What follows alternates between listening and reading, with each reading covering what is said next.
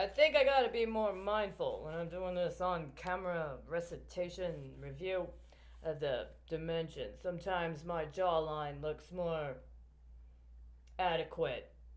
I don't have a problem with my inner toad. I come from a family that's naturally gifted in the art of ultrasound. Unfortunately, our gifts have been misused for arbitrary reasons, including alleged medical maladies, when that's not at all the case. Mischaracterization can be such a problem, especially when you're naturally gifted. So I'm going to continue. In the extent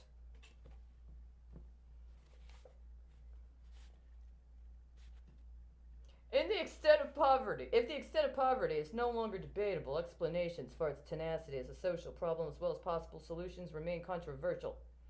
Harrington's own explanation in The Other America for the tenacity of poverty, ironically, would lend ammunition both to those who sought to expand federal spending on the nation's social welfare safety net and, in time, to those who wish to cut back such spending. It's interesting you say lend ammunition. It's if they expect to get the ammunition back.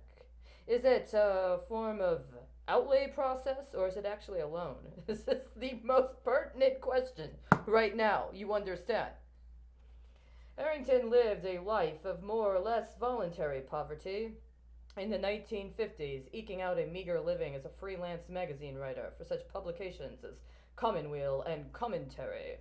It was, in the latter, then a magazine of bracingly liberal sentiments that an early version of what became The Other America first appeared in 1959 as a two-article series. In his career as a freelancer, he proved a gifted borrower and adapter of others' ideas, a kind of intellectual jack of all trades who could write knowledgeably on topics ranging from contemporary literature to civil liberties, from ballet to Bolshevism. He read widely and proved a quick study and mastering and translating into an easily accessible prose the sometimes esoteric concerns and language of a variety of disciplines. I'm happy to say, actually, right now my genitals are just fine. And in an act that proved that ideas truly do have consequences, although not always or only the ones intended, in the late 1950s he picked up the theory of the culture of poverty from anthropologist Oscar Lewis. Lewis, who's first, I'm going to stop here. I just also have to note, Michael also was involved with the Daily Worker, and the Daily Worker was a Catholic worker. It was affiliated with the Catholic Worker. It had a particular concept of hospitality and also a very militant vision of how understanding the disparities between access to resources that compelled certain people to experience poverty the way they did was a holy calling. In other words, it wasn't about political leverage. There was something else that put him on this course. It was a higher calling that ended up translating, I believe, into a need to find a tactical approach. Some people are meant to be documenters. Some people are meant to be historians, biographers. Some people are tacticians. It's from that perspective I think he made the transition. So I don't necessarily think the comparison between ballet and Bolshevism is what it might appear. It's more than just alliterative, is what I'm saying.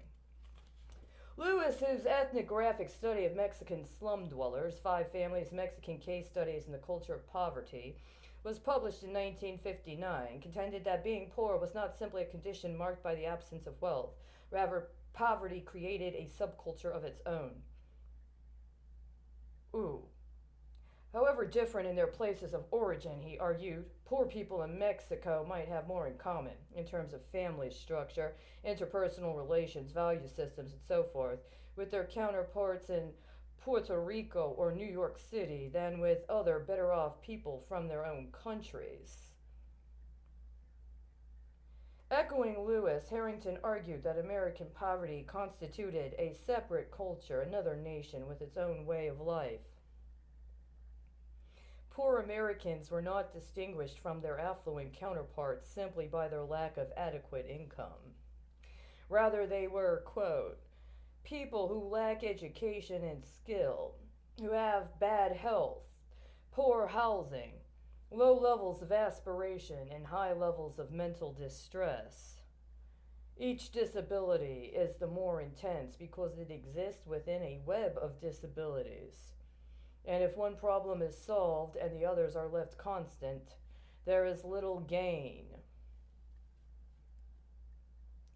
Poverty would not be solved automatically. This is the quote has ended. Poverty would not be solved automatically by the expansion of the economy, as in a rising tide lifts all boats, the belief of many liberals at the time. And it certainly would not be ended by exhortations to the poor to lift themselves up by their own bootstraps, the remedy that appealed to conservatives. Society, Harrington concluded, must help them before they can help themselves. America needed to undertake a broad program of remedial action on behalf of the other America, a comprehensive assault on poverty. An assault on poverty. Oh my goodness. You know, have you ever read the Illinois Constitution? I can't help it. I go there. Have you ever read the Illinois Constitution? There's a part in the Illinois Constitution, post amendment in the 1970s, that says it is a requirement of the Illinois Constitution to eliminate the causes of poverty. It's in the actual Constitution, the mandate to eliminate poverty. If you're in public service in the state of Illinois, you have to swear on the Constitution. You have to swear to uphold the Constitution of the state of Illinois. I'm concerned that too many people have taken that too liberally.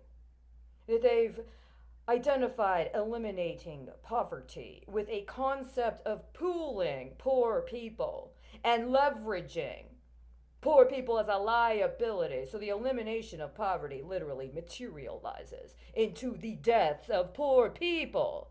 That provides statistical data that can then be recirculated as a form of currency by people who don't consider themselves to be among the poor. Right? Those are the people that are supposed to help us before we help ourselves. Just a thought. In the introduction to The Other America, Harrington wrote that the poor needed an American Dickens to make them visible to better off citizens, although quickly hastening to add that he was no Dickens. There is, however, significant evidence of literary craft in the book, notwithstanding the informal and almost conversational tone that Harrington adopted in his prose. I don't believe in it. His creative achievement involved not only the sympathetic description of the lives and problems of the poor, but the creation of his own authorial persona. The voice Harrington adopted throughout The Other America was calm and reasonable, but also idealistic and impassioned. That doesn't sound like any sturdy Irish stock I've ever heard of. Unlike many left-wing pamphleteers, he had the ability to convey moral seriousness without lapsing into moralism. There's no hint in his writing of the sanctimonious bullying of the better off that pervaded so much of the radical style to come later in the decade. His tone suggested that so he was a good Irish boy. You mean a good Irish Catholic boy, devoted to service, not the kind of person you expect to actually launch an assault on poverty. I see. I'm trying to get to understand somebody else's understanding of my culture. Thank you. His tone suggested that the reader was a reasonable person, just like the author, and reasonable people, once apprised of the plight of the other America, would agree on the need to find solutions. The enemies he identified in the book tended to be distanced abstractions, such as social blindness, or the vocabulary of not caring rather than identifiable individuals or political groups. Harrington often illustrated points with his favorite literary device, the use of paradox. The, quote, welfare state benefits those least who need help most, he wrote, end quote, because Social Security pensions and unemployment benefits were more likely to be available and more generous to those with good and steady employment. Poverty was, quote, expensive to maintain, end quote, because poor communities required extensive public spending on fire, police, and health services. Paradox was combined in The Other America with revelation, the bringing of hidden evils to light. Quote, beauty can be a mask for ugliness, end quote, he wrote of Appalachia. because the wealthy tourist passing through West Virginia's mountain ranges might miss the desperate quality of life of the rural poor in the state. Quote, America has the best dressed poverty in the world, end quote, thanks to inexpensive chain store clothing, allowing the poorly housed, fed, educated, and doctored to blend in with more affluent fellow citizens when they mingled in public spaces. Okay. Do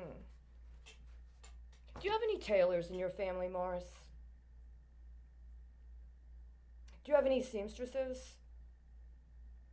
Did your mother ever make you a suit? Did she ever make you a shirt?